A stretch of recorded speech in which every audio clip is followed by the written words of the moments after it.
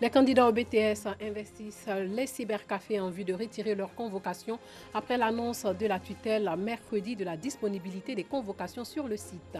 Fin de campagne pour le second tour de la présidentielle au Mali. Ibrahim Boubacar Keïta sera face au chef de file de l'opposition Soumaïla Cissé dimanche prochain. Bonsoir et bienvenue dans le 19h. Depuis le 8 août dernier, les convocations au BTS sont disponibles sur le site bts.mesrs-6ci.net. Les candidats se sont rués vers les cybercafés pour retirer le document qui va leur permettre d'accéder aux salles d'examen à partir du 27 août prochain. Comment se passe donc cette étape? Christiane Kouboui a suivi des candidats au BTS partis retirer leur convocation. Candidat au brevet de technicien supérieur BTS 2018 en finance comptabilité, Awa et son ami Amadou vivent dans la commune de Yopougon au quartier Trois-Rouges. Après avoir reçu l'information de la disponibilité des convocations sur le site du ministère de l'Enseignement supérieur et de la Recherche scientifique, les deux étudiants se rendent tout de suite dans un cyber pour consulter et retirer leurs convocations. Dans le cyber, Awa échange avec le gérant et lui donne ses coordonnées pour la vérification. Ok. Ouais. Donne-moi votre matricule. En majuscule, ouais. J'écris SORT. SORT. 02. Ouais. 02. 10. 10. 90. 90. 00. 00. 1. 1. Ok. Super. 15 minutes après, un souci. Impossible d'avoir accès au site. La difficulté, c'est au niveau du site, parce que quand il y a trop de demandes comme ça, donc le site ne supporte pas. Donc depuis matin, on rencontre ce problème-là. Selon le gérant, ce problème est récurrent depuis l'annonce de la disponibilité des convocations du BTS. Le site est très lent, et bon, ça nous fait beaucoup attendre. Et quand c'est comme ça, nous, ça ne nous arrange pas. Ça nous fait perdre beaucoup de clients. Depuis hier, nous avons reçu une vingtaine de candidats, mais on a pu traiter 8 cas. Si Awa rencontre des difficultés, chez Amadou, c'est une réussite. La méthode utilisée, le téléphone portable. Pour moi, ça n'a pas été difficile puisque c'est à travers mon téléphone que je me suis connecté au site et j'ai eu accès très rapidement à ma convocation. Donc, je suis venu au cyber et puis imprimé.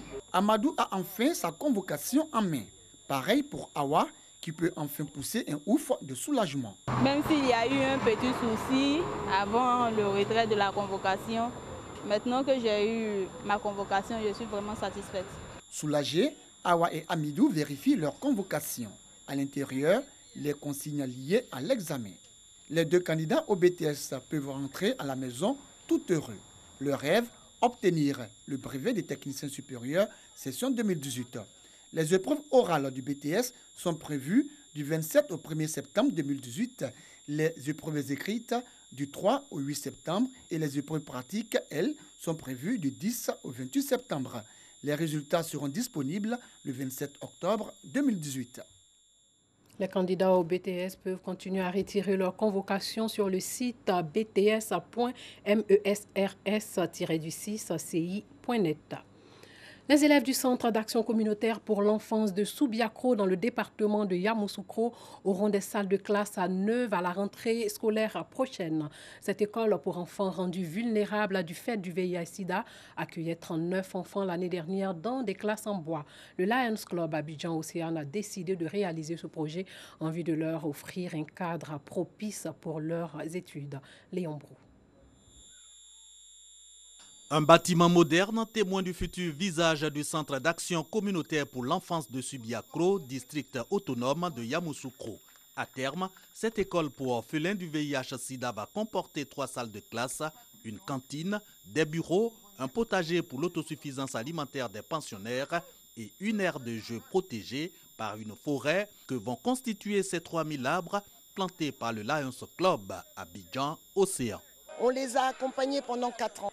Mais en 4 ans, nous n'avons pas vu une seule fois les enfants jouer dehors. Il y a des animaux sauvages qui traversent la cour. C'est là que l'idée de planter les arbres est venu. Entre autres partenaires du Lions Club Abidjan Océan pour la réhabilitation de ce centre pour enfants vulnérables, le district autonome de Yamoussoukro et le ministère des Eaux et Forêts à travers son projet Une école à 5 hectares de forêt. Il s'agit d'offrir de bien meilleures conditions d'éducation tout en aidant à la reconstitution du couvert forestier. Planter un arbre en soi est une action qu'on devrait inculquer à chaque Ivoirien. Nous sommes plus de 20 millions d'Ivoiriens. Si chaque Ivoirien plantait un arbre chaque année, ça ferait 20 millions d'arbres par an. Nous faisons l'éducation environnementale pour apprendre à nos enfants à planter, à entretenir, de sorte que grandissant, qu'ils prennent part à la préservation de notre écosystème. Seulement 600 hectares de plantations forestières sur les 6000 visés par le projet Une école à 5 hectares de forêt lancé en 2013. D'autres institutions sont donc invitées au reboisement à l'école, comme le Lions Club Abidjan Océan, dont l'intervention au Centre d'action communautaire de Subiakro dure déjà 4 ans. Récolter des fonds pour venir en aide aux enfants en situation de handicap intellectuel et sensoriel. Un mini-concert donc pour apporter une assistance aux enfants de la page blanche. Des journées d'échange et de sensibilisation sur une prise en charge du handicap en Côte d'Ivoire étaient aussi au centre de cet élan de solidarité. Moussangaré, Doigt des Lasers. Un mini-concert de solidarité en l'honneur des enfants, en particulier ceux en situation de handicap intellectuel et sensoriel.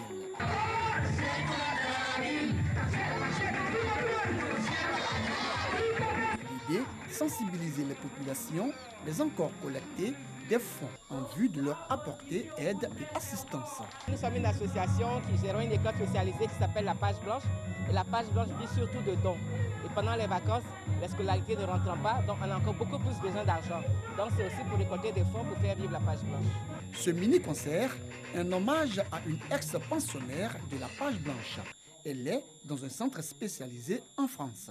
Ce que j'admire beaucoup, c'est le courage qu'a madame de chercher des fonds.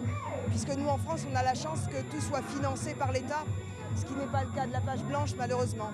Donc j'espère de tout mon cœur qu'ils obtiennent la reconnaissance d'utilité publique et qu'ils aient un peu plus de financement de l'État pour faire un travail magnifique qu'ils font déjà en mettant l'enfant au centre des préoccupations des professionnels. Ce concert est dédié cette année à notre fille, mon épouse et moi, qui s'appelle Nassé.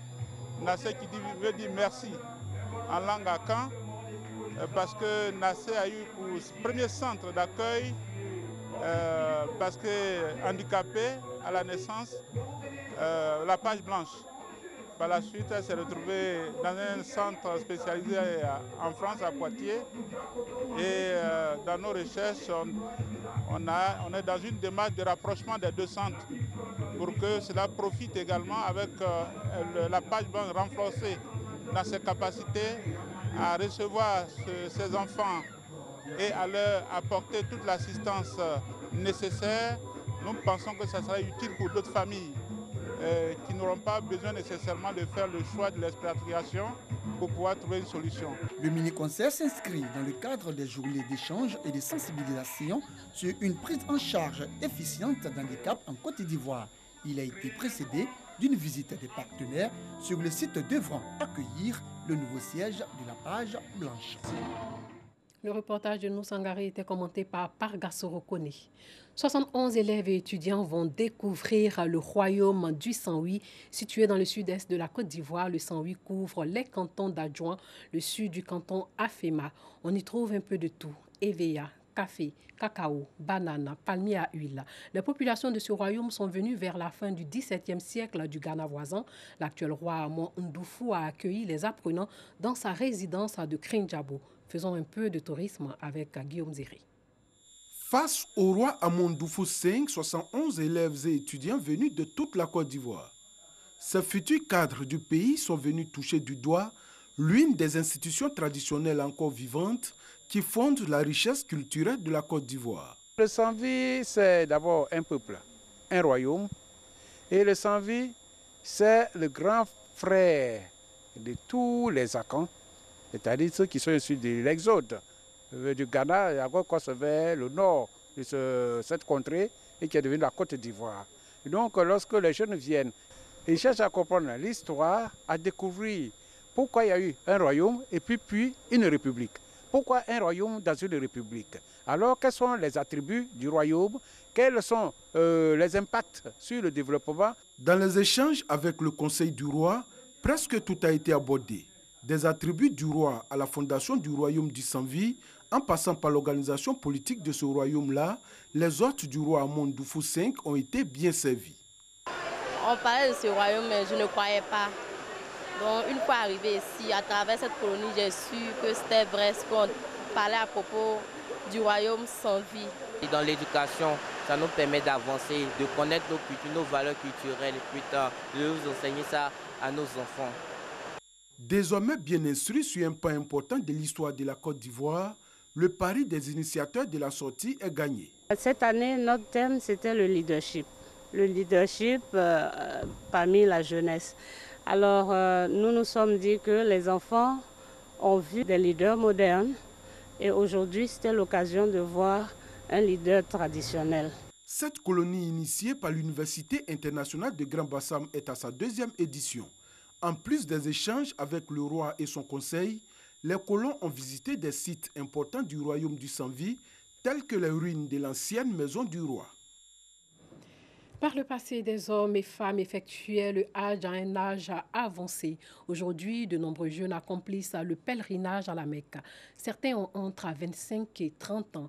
Et selon l'islam, après le pèlerinage à la Mecque, le musulman devrait vivre pieusement. Moussa Konaté s'est penché sur la forte croissance du départ des jeunes à la Mecque. L'ancien Diaby est instituteur âgé de 28 ans. Abdoulaye Diarasouba, lui, âgé de 31 ans, il est enseignant coranique. Ces 2 jeunes Ivoiriens sont en Arabie Saoudite pour effectuer le Hajj. C'est le Hajj qui est le 5e pilier qu'on doit le faire. Il n'y a pas Hajj dedans. Si tu as eu le moins d'occasion d'aller faire le Hajj, tu dois le faire. Donc voilà pourquoi quand on a gagné l'occasion, on a en profité de venir faire même le Hajj en tant qu'un jeune. On souhaiterait que plus les gens viennent jeunes. C'est encore mieux qu'ils n'attendent pas l'âge de la vieillesse pour venir. Vraiment, c'est très difficile. Les activités liées au Hajj nécessitent le plus souvent beaucoup d'efforts, notamment les longues distances à parcourir à pied, les bousculades lorsqu'il y a la foule pendant les rituels. Tâche pas du tout aisée à un certain âge. C'est une preuve d'endurance. Même ce matin, il y a un vieux qui m'a dit dans le hall, « Wallah, on ne doit pas venir ici vieux. » Il ne faut pas attendre d'abord d'être vieux ou dire que bon, je suis jeune, j'ai tout le temps devant moi. Si tu viens jeune, tu as la ferveur, tu as l'ardeur, tu as la force de t'acquitter de tout ce que Dieu demande. Il y a certaines personnes plus âgées que moi, où les plus jeunes sont obligés de secourir. Et là, on a vu beaucoup de faits. Quand on faisait le tawaf la dernière fois, les encadreurs étaient obligés de choisir les jeunes comme nous pour encadrer des personnes âgées. Donc on est obligé de donner un coup de main. Effectuer le pèlerinage étant jeune, le message est bien perçu de plus en plus. On remarque la présence de jeunes pèlerins dans le contingent ivoirien. Lorsque nous sommes jeunes, nous sommes plus préoccupés à faire des réalisations, à investir. C'est bien d'investir, mais je pense que faire le pèlerinage étant jeune, c'est véritablement très important. Prendre les 2 millions, investir dans la cause d'Allah, forcément les 2 millions, il va les fructifier à 3 millions, 4 millions, 5 millions et voire même plus. Il n'y a pas d'âge défini pour effectuer le Hajj, mais il est encouragé de profiter de sa fraîcheur de jeunesse pour mieux accomplir le 5e pilier de l'islam. La campagne pour le second tour de la présidentielle de dimanche au Mali entre Ibrahim Boubacar Keïta et Soumaïla Cissé s'achève aujourd'hui. Ibrahim Boubacar Keïta a recueilli 41,7% des voix au premier tour le 29 juillet selon la Cour constitutionnelle. Soumaïla Cissé veut inverser la tendance malgré ses 17,8% au premier tour. Le vainqueur de l'élection présidentielle devra relancer l'accord de paix conclu en 2015 par le gouvernement et l'ex-rébellion à dominante à Touareg. Sachez que l'opposant congolais Moïse Katumbi a déposé de recours devant le Conseil d'État de la République démocratique du Congo pour être autorisé à pénétrer sur le territoire congolais et à présenter sa candidature à la présidentielle du 23 décembre prochain. La date limite de dépôt des candidatures était fixée au 8 août dernier. Les dons folklore, l'une des requêtes demande à ce que le Conseil d'État enjoigne la Commission électorale nationale indépendante d'accepter le dépôt de sa candidature à la présidentielle. L'UNICEF dénonce la pire attaque depuis 2015 concernant la frappe aérienne sur un bus scolaire au Yémen. Attribuée à la coalition militaire dirigée par l'Arabie Saoudite, la frappe a tué 29 enfants et blessé au moins une dizaine d'autres. C'est la pire attaque contre des enfants depuis 2015 au Yémen, selon le Fonds des Nations Unies pour l'enfance, UNICEF. La frappe aérienne contre un bus a tué hier au moins 29 enfants dans le nord du pays. Nous pensons, UNICEF, qu'il s'agit de la pire attaque depuis 2015. Attaque du bus. Jamais un si grand nombre d'enfants n'a été impliqué dans un incident auparavant. La coalition militaire dirigée par l'Arabie Saoudite est pointée du doigt. Mais cette alliance militaire islamique tente de se dédouaner. Elle soutient que l'offensive visait plutôt un bus plein de combattants houthis. Ces derniers ayant tiré des missiles contre des populations civiles dans la ville saoudienne de Jizan, à une soixantaine de kilomètres de la frontière avec le Yémen. C'étaient des écoliers pauvres. Certains parents avaient 2 fils qui étaient heureux de participer à la sortie scolaire. Mais après cela, ils ont été pris pour cible par une frappe au milieu du marché rempli de magasins et de gens. La présence d'enfants dans les rangs des combattants houthis est une réalité. Mais les récentes victimes, dont la majorité avait moins de 6 ans, n'avaient pas l'âge légal pour porter des armes. C'était un récit de Juliette Houéa. Sachez aussi que l'Assemblée générale des Nations unies a confirmé aujourd'hui même par un vote la nomination de l'ancienne présidente du Chili, Michelle Bachelet, à la tête du Haut Commissariat aux droits de l'homme. Michelle Bachelet doit remplacer le 1er septembre à ce poste le Jordanien Zeid Raad Al-Hussein. Voilà, c'est tout pour ce soir. Portez-vous bien.